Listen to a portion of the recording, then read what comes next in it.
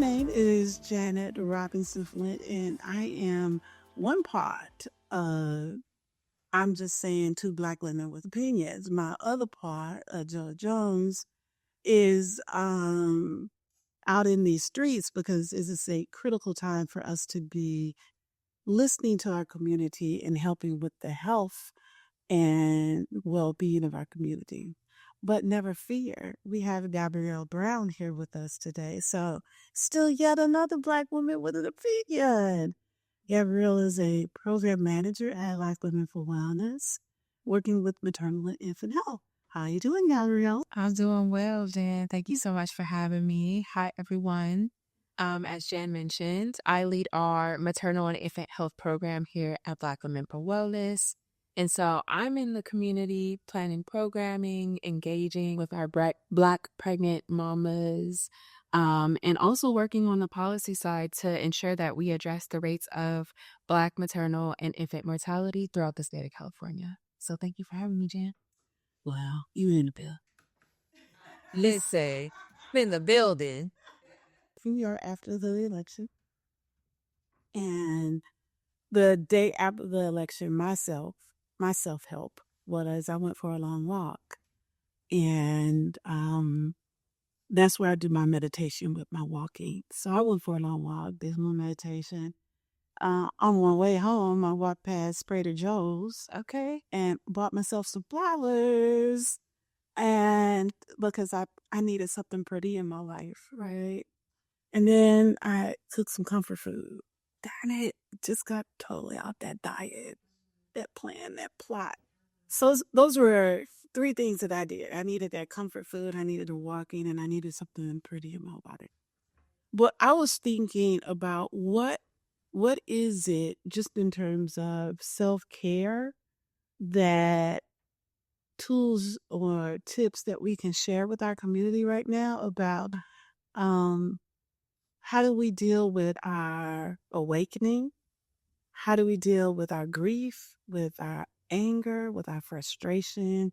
How do we not go into despair and isolation and powerlessness? So, what are you doing and what are your recommendations for folks? Yeah, and so in terms of taking care of self right now, I think it's really important to go into the safe spaces and the pockets throughout, LA, and wherever you are, those pockets throughout the city where you can engage with your village, and really talk about these feelings, right? And I think similar to you, the day after the election, I really took time, called up my girlfriend and said, "Hey, I need to go on a walk. I need to feel the fresh air, and be with nature a bit so that I could center myself." And so I think it's really important to center yourself during this time. Think about how you can pour into yourself. For you, it was buying yourself, some beautiful flowers, maybe getting a nice treat from Trader Joe's. So thinking about, how you can best pour into yourself to make yourself happy. I would say for myself, I'm a lover of jewelry. That's my thing. And so I bought myself something nice the day after the election, just to that therapy. Hey, it's a little bit of shopping. Sometimes, that's what makes me feel good, and that's what I needed to pour into myself in that moment. And so I would say really tap in into what makes you happy because we deserve. We deserve the best. So I thought about that also. Black Women for Wellness does a program called Sisters at 8, which meets on the second Friday of the month in the morning. Used to meet at 8 a.m., but that's a long story. And I called up a healer I know last night. And literally, it was last night and said, "Can you come to Sisters at 8 and set up?" And she called some of her students, and they came and she came, and they set up shop. And what I asked her to do was to look at how do we reduce stress, how do we reduce anxiety, and how do we center ourselves with our energy, with our spirituality, etc. And they came in and they were making it happen. They were making it happen this morning.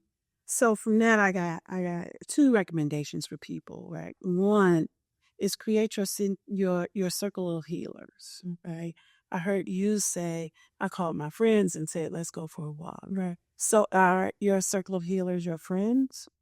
Are your circle of healers people who do sound therapy, who do Reiki, who do acupuncture, who do acupressure, who do aromatherapy, who do massage? All of those folks, put that team together because you don't need that team. We get ready to go through some turbulent times. Yeah. You're going to need that circle of friends, different than that circle of healers, right? But put together that circle of healers and begin developing that relationship now, right?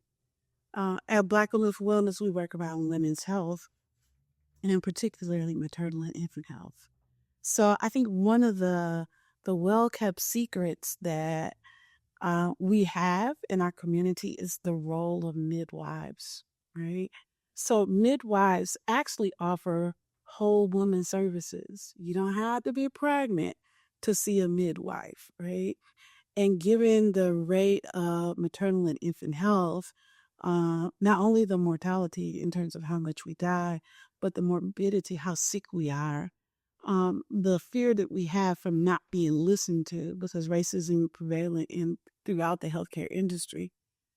Finding those midwives or those nurse practitioners or those physician assistants who can offer you culturally appropriate, age appropriate, gender appropriate services is important right now.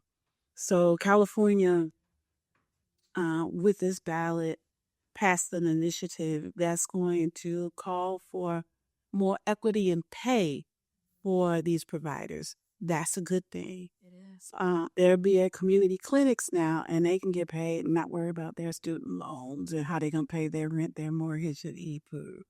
So put together that list of healers also, because we know that the incoming administration is going to make life painful as possible.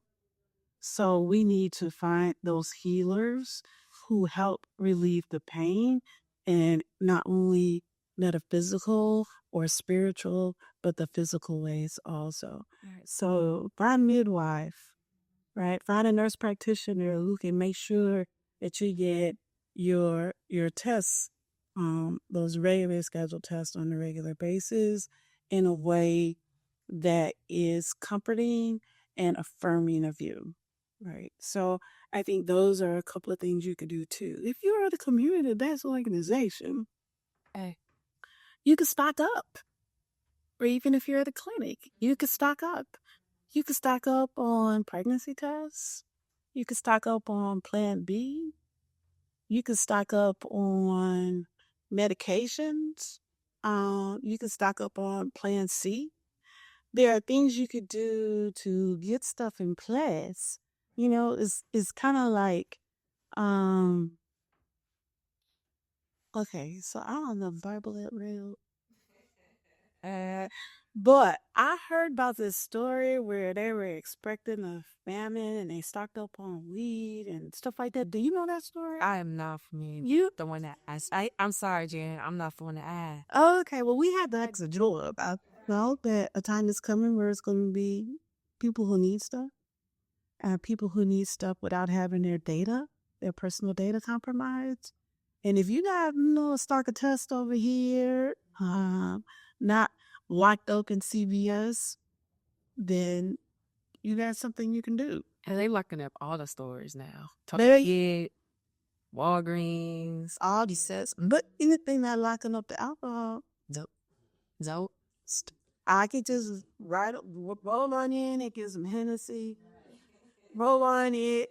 I could get some Doritos to go with my Hennessy. And let me need to test some vitamins or some soap. Or some infant formula. And diapers. That's so ridiculous. So yes.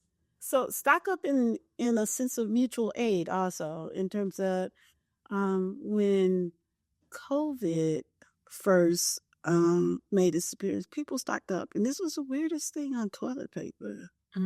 You're like, what is that about, right? Like, but at any rate, my thing is to stock up not to hoard for yourself, but to stock up to be of mutual aid and benefit to our community. Right. So we don't want you to have a stack of pregnancy tests and a stack of COVID disease, if one you left for yourself.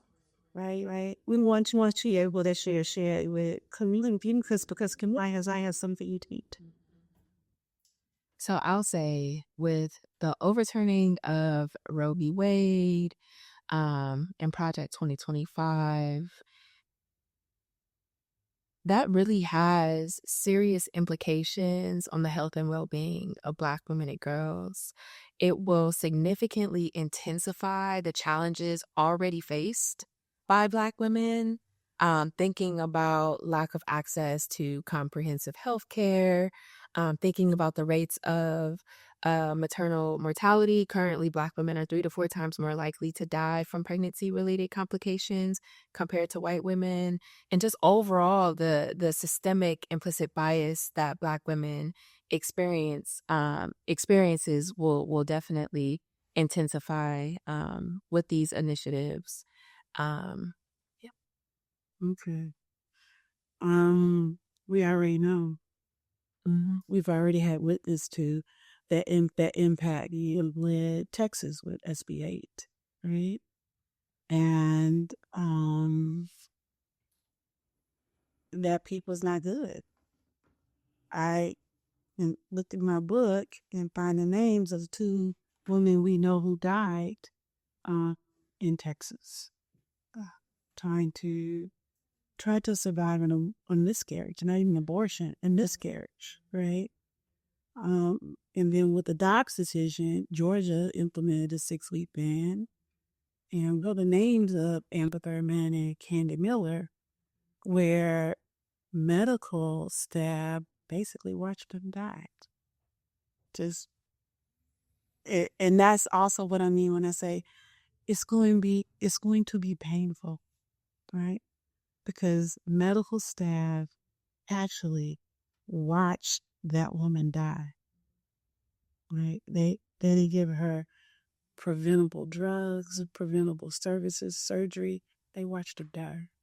So, since we already got a peek, since we already can name 4 women who have died as a result of SB8, as a result of abortion bans, as a result of the Dobbs decision, with this new administration, it will intensify and get worse. Yeah.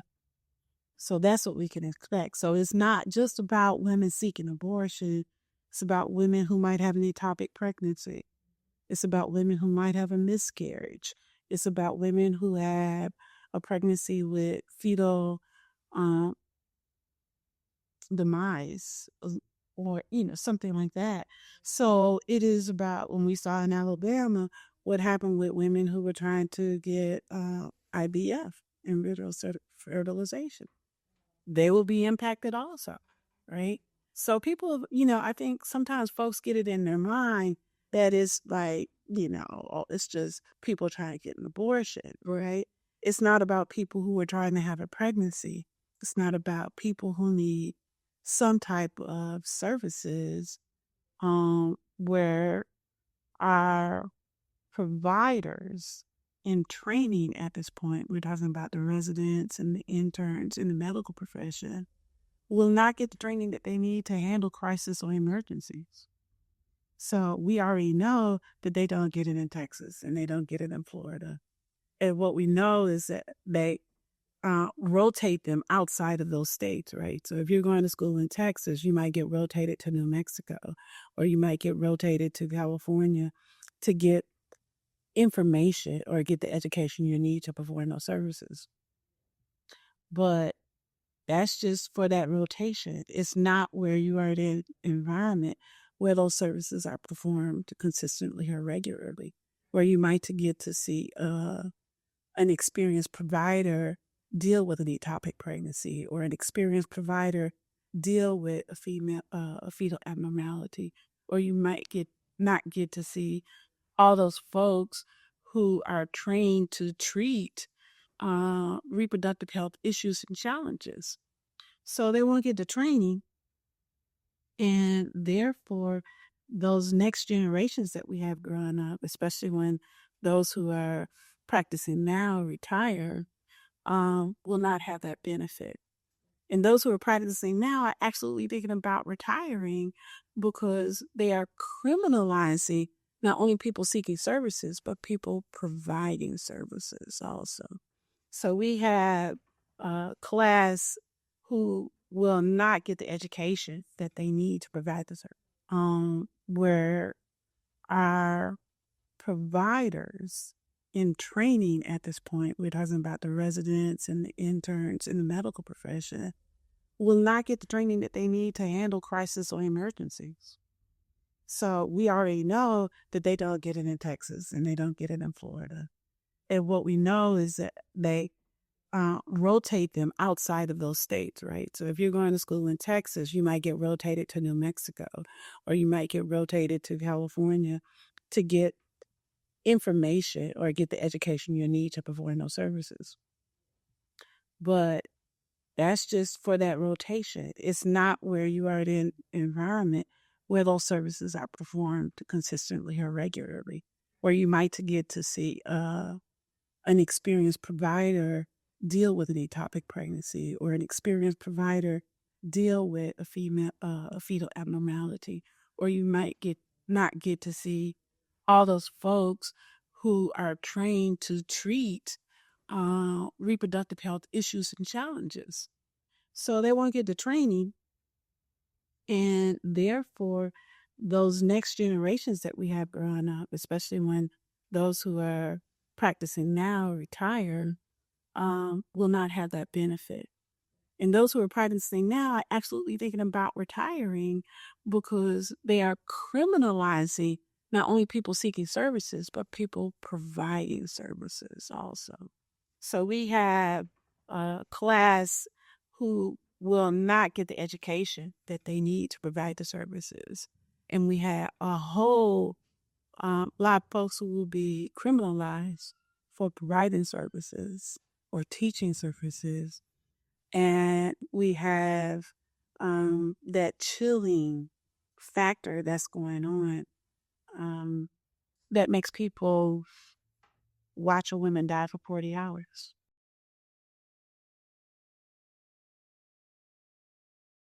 I say fight.